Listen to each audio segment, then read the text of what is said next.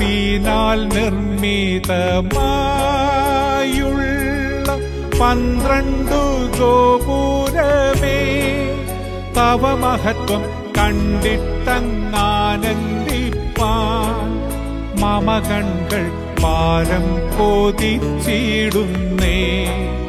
തവ മഹത്വം കണ്ടിട്ടങ്ങാനന്ദിപ്പാൻ മമ കൺകൾ പാരം കൊതിച്ചിടുന്നേ.